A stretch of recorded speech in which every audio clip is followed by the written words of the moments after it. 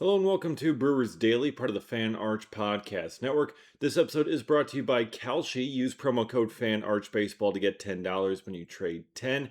I'm Dave Gasper. The Brewers fall to the Padres on Monday night to open up their series against San Diego. Tough one for the Crew. Talk about that, a lineup change as well, and more on these ABS challenges and just how weird the Brewers have been about them. But in this game, Logan Henderson did really well through 6 innings.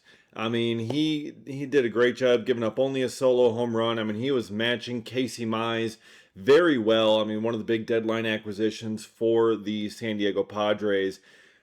And he gives, Casey Mize gives up a 2-run homer to Christian Yelich. Logan Henderson gives up a solo homer. It's a 2-1 ball game for the Brewers, and he makes it through 6, and he's very efficient while doing it. It's like, okay, Logan Henderson looking good. He hasn't made it past 6 at any point in his career, so it's the first time for him pitching into the 7th. Pat Murphy, again, trying to push his young starter here because these are the moments where you kind of learn and grow. You test your limits. You see how far into the game that you can go. It's like, okay, he's pitching well. He's cruising at 6. See if you can get 7. Go out there and do it. Prove it to me. And because, I mean, Logan Henderson is obviously a bright young star for this rotation with how well that he's done.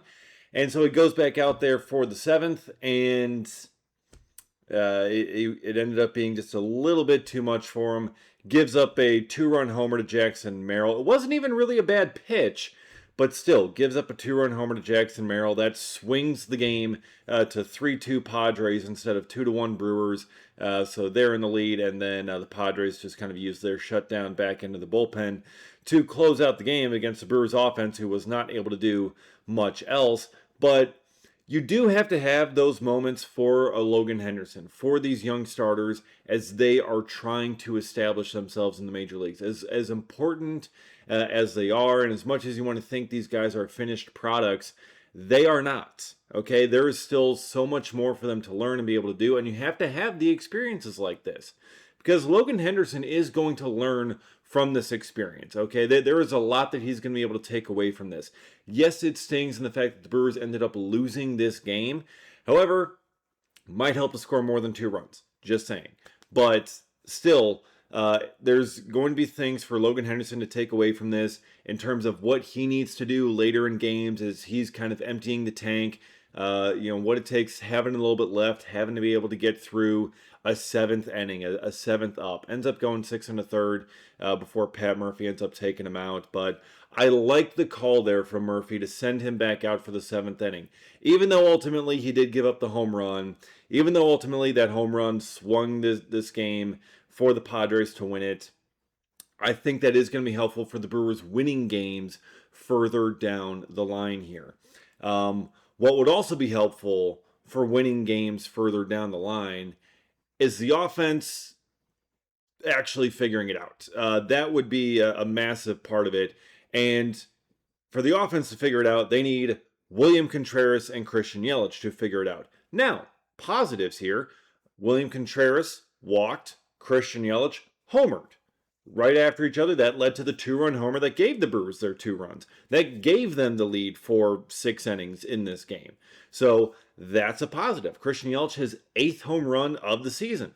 You would hope there would be more by now. I mean, last year, Yelich hit 29 homers, but he hasn't been doing it this year. William Contreras, also a source of frustration, but even though Murphy had been starting to move Yelich further down in the order after the past several weeks of him struggling, William Contreras was still batting in the cleanup spot generally.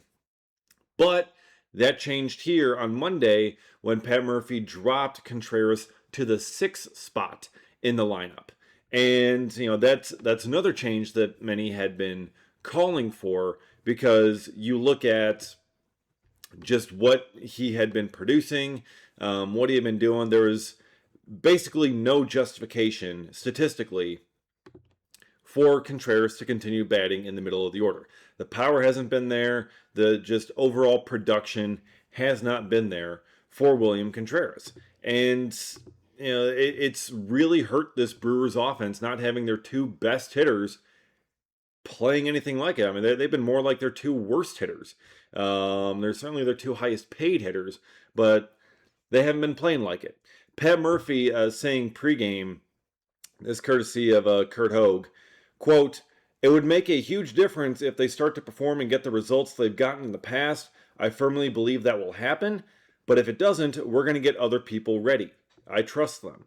So I really like that from Pat Murphy. I really do. The explanation of just, look, like Murphy sees this too. Like everyone acts like, oh, how does Murphy not, like, why is he continuing to bat these guys third and fourth? Doesn't he see that they've been terrible lately? Believe me, he sees it. Okay, he knows it. And for him to make these basically significant lineup changes, dropping Contreras to the 6th spot, dropping Yelich to the 7th spot in the order, I mean, that is a reflection of, perhaps some frustration that's been building for quite some time. Because, I mean, Murphy even talked about it over the weekend as well. He's like, look, for the past, 7 weeks or so, these guys have just not been doing it. And I mean, everyone sees it. Everyone knows it. We can all look at the numbers. They're all publicly available here. We're all watching the games with our eyes. Like, we can see it has not been going well.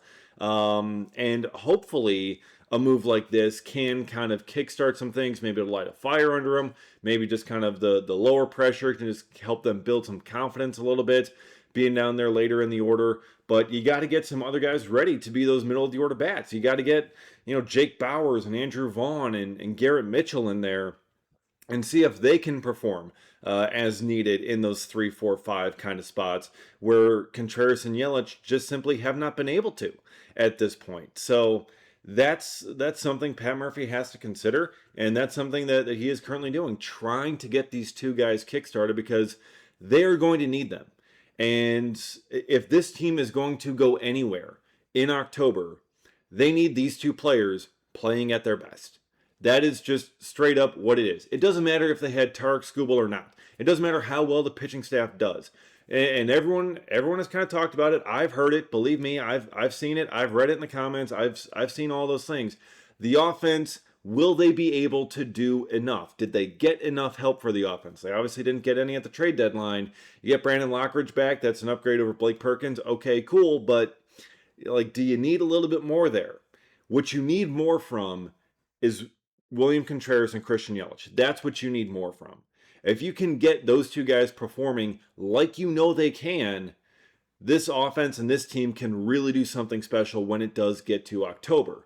If they can't figure it out, then they're not going to be able to go anywhere. And there is no addition, there is no acquisition Matt Arnold could have made. There's no move Pat Murphy could have done to get this team over that hump if they don't have Contreras and Yelich performing. Straight up, point blank, simple, period. That's it. End of story. If they don't have those two guys performing as needed, they are not going to be able to win the World Series. No other move could make it happen. There's nothing else out there. So it is just a matter of, you have to have your two highest paid performers, your two highest paid hitters, playing like it. They have to be performing. And they just haven't been over the past month and a half, 2 months. And so maybe a move like this will help kickstart it. That's what you have to look for. That's what you have to try to do. And that's what Pat Murphy is doing right now. So, hey, Christian Yelich got the home run. So maybe that is starting to kickstart something in Christian Yelich. Because if you can get him going, all of a sudden we're feeling a whole lot better about where this offense and where this lineup stands. So that's what we're really kind of looking to see. And then when you're feeling good about that, I mean, you can be feeling good about having the Brewers win there on Kalshi, because you can trade on Kalshi at every single game. And look, I mean, tough one for the Brewers. I mean, this is a very tough series. I mean, the Padres are a good team. They have a whole bunch of really good players, and that makes it very tough to go through, even though they're obviously way down. Third place in the NL West there, because the Dodgers are just running away with everything. But still, it is something for the Brewers there. I mean, they seem to have tough times with the first game of West Coast trips. I mean, we had this in San Francisco as well. They kind of struggled out there, but they rebounded in the second game of their West Coast trip last time. And I think they're going to rebound in the second game of their West Coast trip this time as well. And I think they're going to be winning a little bit bigger. Brewers winning by 1.5 runs in this game. tonight here on Tuesday on Kalshi. That is currently trading at 43%. That means a $100 trade pays out $228 with a win. Oh, that is a nice chunk of change right there. On Kalshi, you're trading against peers in a live market, meaning there's no house, and as the probability changes, you can buy in and out of your position. For a limited time, download the Kalshi app and use promo code FANARCHBASEBALL to get $10 when you trade 10, Kalshi, Kalshi, trade on anything. All right, so also with this offense, what they struggle with is ABS challenges. And we've kind of talked about this a little bit before. In the Brewers, fanosphere, it's been talked about quite a bit. The ABS challenges, how come they're so bad with it? They don't know when to use it. When they do use it, it's generally incorrect. And there are so many where they could be correct, but they don't use it. And it's very frustrating. And then you get to the ninth inning in this game. Now, this probably isn't going to change the outcome of the game much, but Andrew Vaughn takes a pitch that is very clearly outside. It's obviously outside. And the Brewers do have a challenge remaining. And Andrew Vaughn doesn't take it. And then you kind of look and you realize Andrew Vaughn has not used a single ABS challenge all year. Not a single one. He is the only player on this Brewers offense to have not used one challenge all season, with the exception of, the Ji Hwan Bays of the world. The guys who are just kind of there on the fringe of the roster who don't really play at all or haven't been here very long. Andrew Vaughn has been here the entire time, save the first month of the season when he had the hamate injury. But still, not a single challenge all season. One that he very easily would have won. Could have flipped the at-bat a little bit there. You're facing Mason Miller. Mason Miller doesn't need any help, okay, when it comes to getting strikes. He doesn't need any help. He's already thrown 102. So that could have changed that whole at-bat if that strike flips to a ball. It could have. It may not have changed the entire outcome of the game, but still, it's just kind of a reflection of how have they still not figured this out. And then the next at-bat, after Vaughn is out, Garrett Mitchell comes up and he challenges on a strike three that ends up basically 95% of the ball is in the zone. And it's just so frustrating. Like, you had the challenge that you could have easily won right before. You don't take it.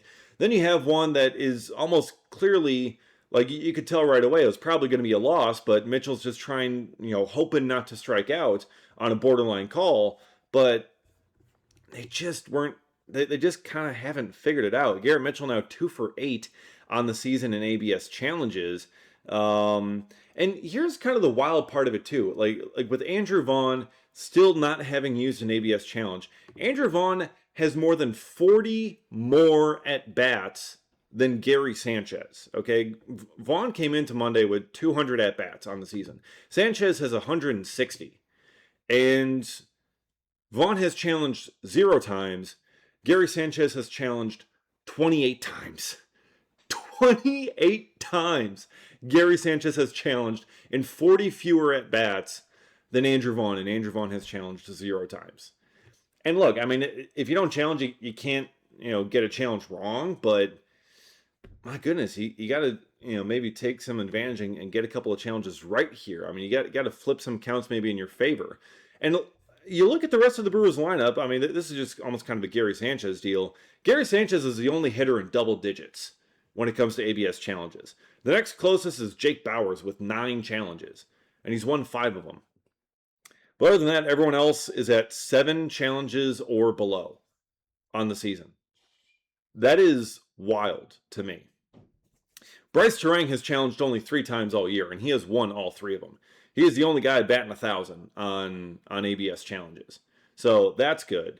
But my goodness, it is still rough for the Brewers with ABS challenges. They have got to be able to figure something out there with that. But again, it still probably wouldn't have changed the outcome of the game, but it could have. There's a possibility. You never know because you didn't challenge.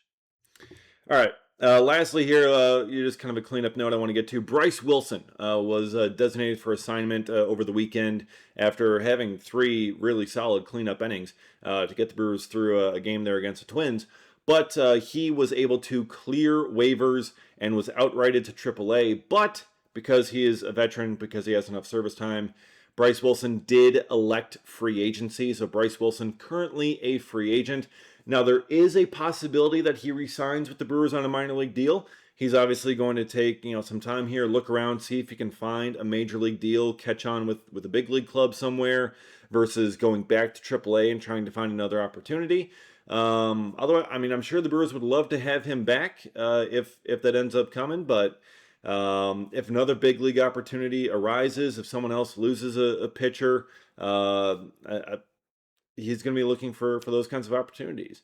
And Wilson did well in his time with the Brewers. He filled his role well. So there could be other teams that would be looking. Maybe they didn't want to claim him right away, but getting a couple of days, seeing what happens when it comes to injuries or something else, perhaps he will have another opportunity pop up here shortly for him. But Bryce Wilson has officially elected free agency, so we'll see if he comes back. But there's a chance that he will not. So that's just kind of the just gate or not gatekeeping, housekeeping. There we go. That's what I'm looking for. It's a late night with these West Coast games. I mean, it's hard to get all the sleep that you need there, but still, Brewers fall there against the San Diego Padres. They're going to be getting back at it here tonight, so they've got to get back on track. Kyle Harrison on the bump for the Crew. Walker Buehler will be pitching for the Padres, so that should be a fun matchup as well. And we'll be breaking it all down here on Brewers Daily, as we always do. And I'll be breaking it down on X as well, at dgasper24. Be sure to follow me there. Appreciate all of you watching and listening, and we'll see you again next time for another episode of Brewers Daily.